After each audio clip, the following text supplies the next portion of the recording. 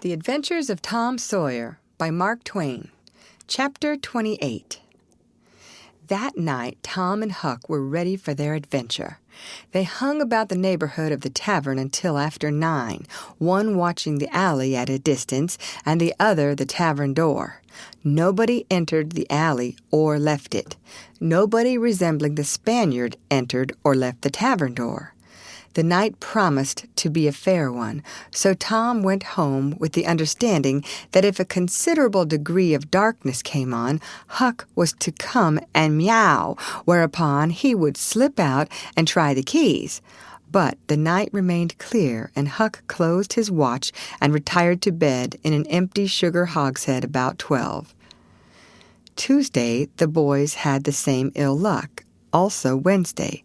But Thursday night promised better. Tom slipped out in good season with his aunt's old tin lantern and a large towel to blindfold it with. He hid the lantern in Huck's sugar hogshead, and the watch began.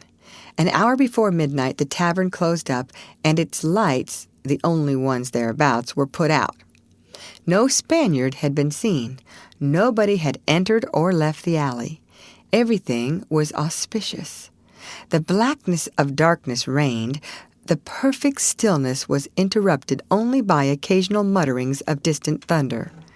Tom got his lantern, lit it with the hogshead, wrapped it closely in the towel, and the two adventurers crept in the gloom toward the tavern.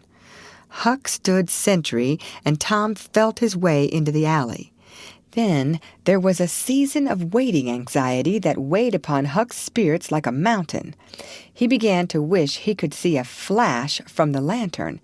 It would frighten him, but it would at least tell him that Tom was alive yet. It seemed hours since Tom had disappeared. Surely he must have fainted. Maybe he was dead. Maybe his heart had burst under terror and excitement. In his uneasiness, Huck found himself drawing closer and closer to the alley, fearing all sorts of dreadful things, and momentarily expecting some catastrophe to happen that would take away his breath. There was not much to take away, for he seemed only able to inhale it by thimblefuls, and his heart would soon wear itself out, the way it was beating. Suddenly there was a flash of light, and Tom came tearing by him. "Run!" said he. "Run for your life!" He needn't have repeated it. Once was enough. Huck was making 30 or 40 miles an hour before the repetition was uttered. The boys never stopped till they reached the shed of a deserted slaughterhouse at the lower end of the village. Just as they got within its shelter, the storm burst and the rain poured down. As soon as Tom got his breath, he said, "Huck, it was awful.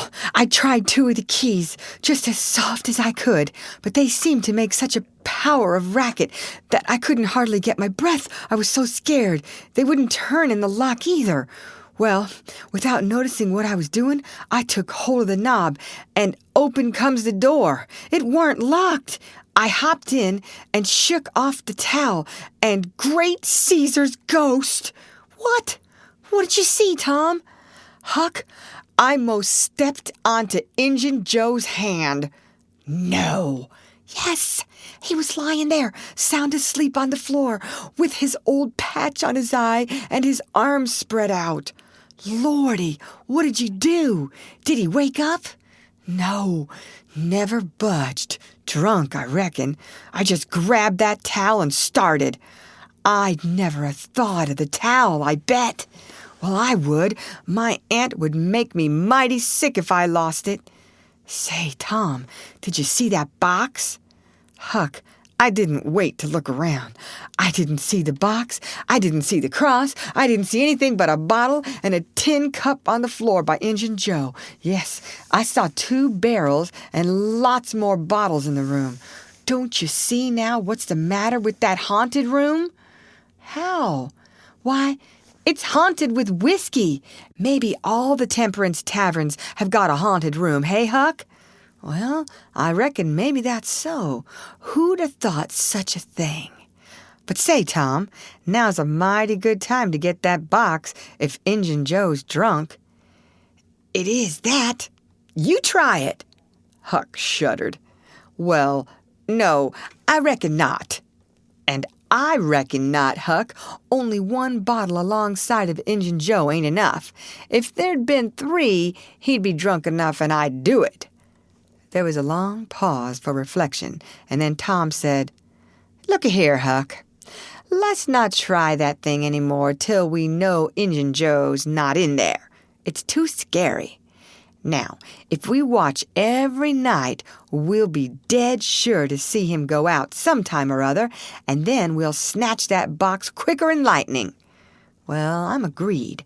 I'll watch the whole night long, and I'll do it every night, too, if you'll do the other part of the job." "All right, I will. All you got to do is to trot up Hooper Street a block and meow. And if I'm asleep, you throw some gravel at the window and that'll fetch me." "Agreed. And good as wheat." "Now, Huck, the storm's over and I'll go home. It'll begin to be daylight in a couple of hours. You go back and watch that long, will you?" "I said I would, Tom, and I will. I'll haunt that tavern every night for a year. I'll sleep all day and I'll stand watch all night." "That's all right. Now, where are you going to sleep?" "In Ben Rogers' hayloft. He lets me, and so does his pap's nigger man, Uncle Jake. I tote water for Uncle Jake whenever he wants me to, and any time I ask him, he gives me a little something to eat if he can spare it. That's a mighty good nigger, Tom. He likes me because I don't ever act as if I was above him. Sometime I've sat right down and eat with him, but you needn't tell that. A body's got to do things when he's awful hungry he wouldn't want to do as a steady thing." "Well, if I don't want you in the daytime, I'll let you sleep. I won't come bothering around. Any time you see something's up in the night, just skip right around and meow." End of chapter. Read by Lorraine Montgomery for Lit to Go on the web at fcit.usf.edu.